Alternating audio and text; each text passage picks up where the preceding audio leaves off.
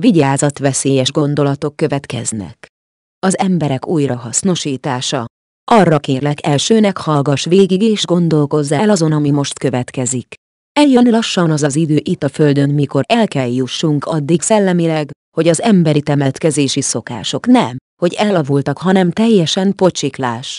Ezt a videót azért készítettem, hogy ezzel kapcsolatban felnyissam a szemetek.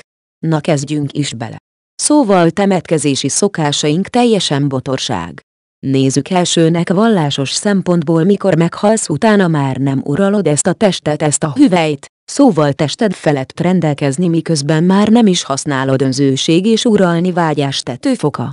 Ráadásul nem hiszem, hogy Isten mondta is valaha, hogy halott testeteket tegyétek díszdobozba.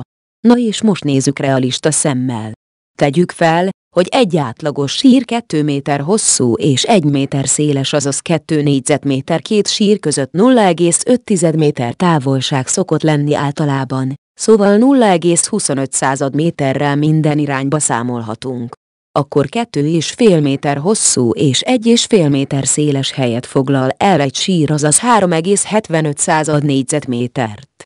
Most ezt a számot szorozzuk be mai Magyarország lakosságával, szóval körülbelül 10 millió emberrel, és kijön, hogy 37,5 millió négyzetméter, ami 3750 hektár föld, már ha az egész Magyarországot eltemetjük és senki sem hamvasztanak. Valljuk be, ez eléggé nagy terület.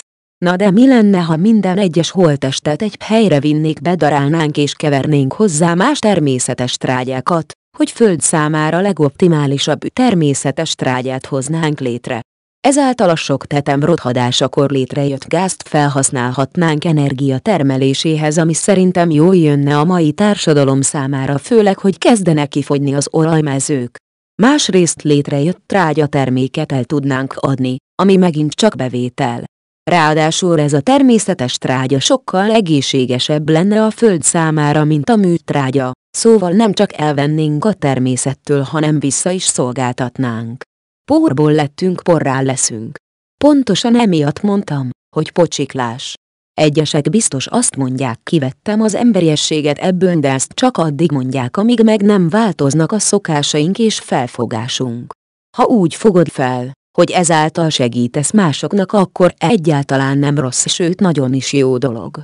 Meg hát szeretteink fejünkben és szívünkben él tovább. Ezért is gondoltam azokra, akik mindenképp valahol leszeretnék róni tiszteletüket, azok számára minden városban és faluban lehetne egy jelkép, amit minden vallás elfogad, és oda ki lehetne menni. Osszátok meg videót és beszélgessetek róla.